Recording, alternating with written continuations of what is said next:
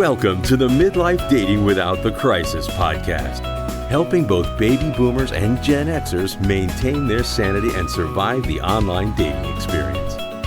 If you're a single guy or gal who find himself back in the dating market, getting that second chance to an even better relationship, we've got your back.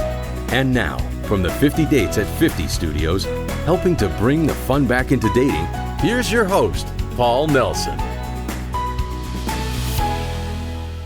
If you're a baby boomer or a Gen Xer who is single over this holiday season, I've got some movie recommendations for you. 3 have a common dating message, and 1 is just great pure comic relief that will get your mind off dating during the holidays for a while.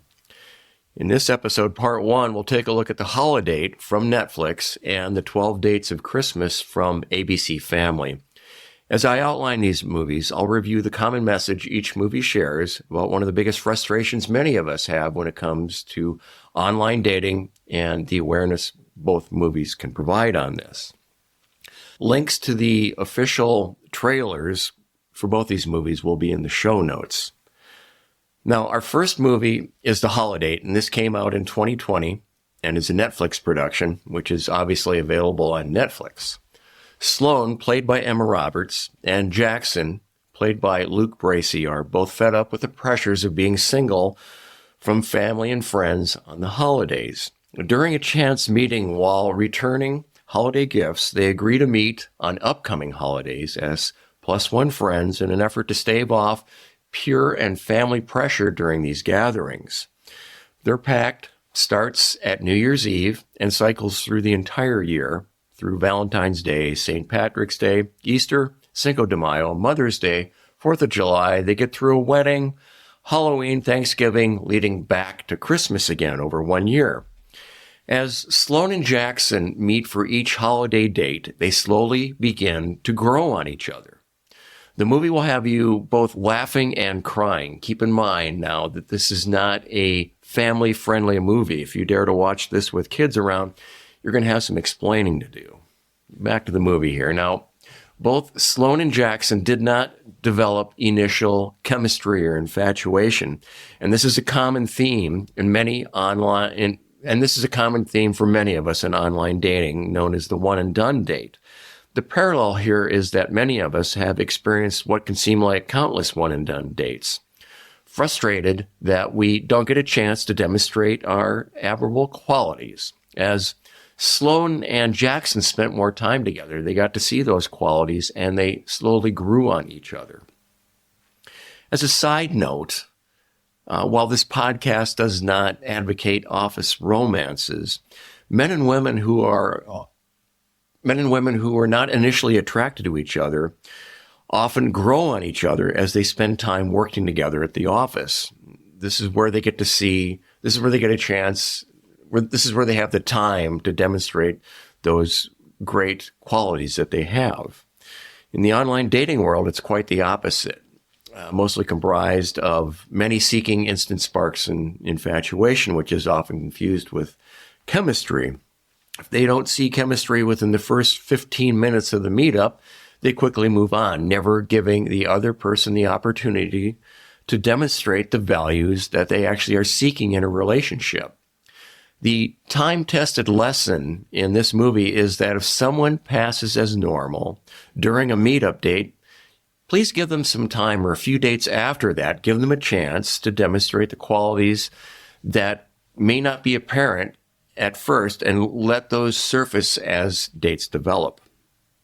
Our next movie is the 12 Dates of Christmas, and this is from the ABC Family channel back in 2011. Now, this is not to be confused, with the HBO series 12 Dates of Christmas. This is the ABC Family version of the 12 Dates of Christmas. Again, the year 2011.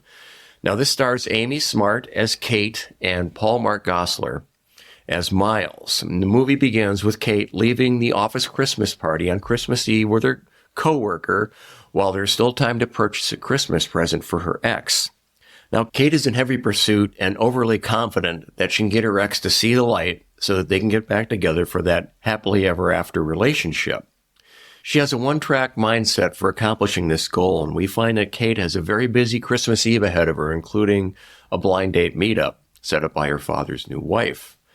Kate explains to her coworker that she's already made up her mind that the blind date is not going to work and that meeting him is just a formality that she needs to address before she can meet up with her ex and get back together with him.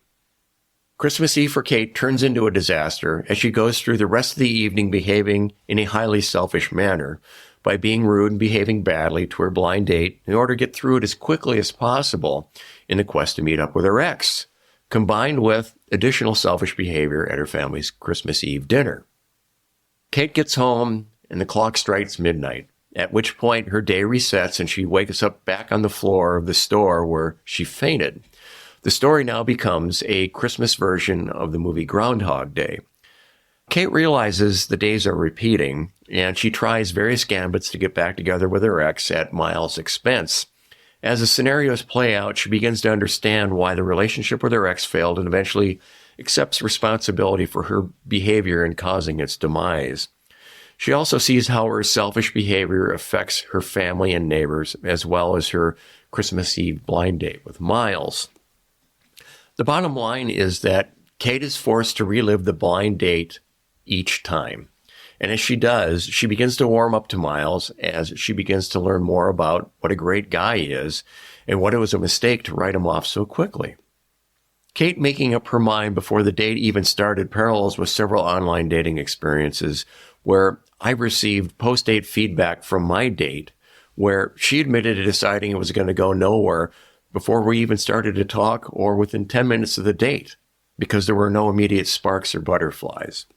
In a few cases, I had a couple of dates tell me that it didn't work because there was no immediate storybook romance that developed.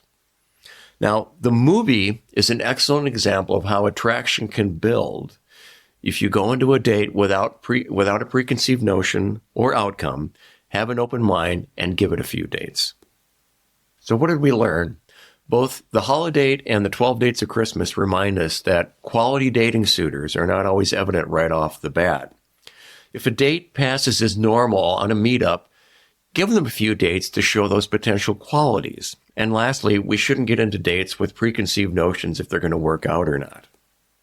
Here at the Midlife Dating Podcast, we're all about providing our listeners with as much value as possible. Please message me at questions@50dates50.com. If you've got any dating topics you'd like me to cover or have any questions or comments, the email address is in the show notes.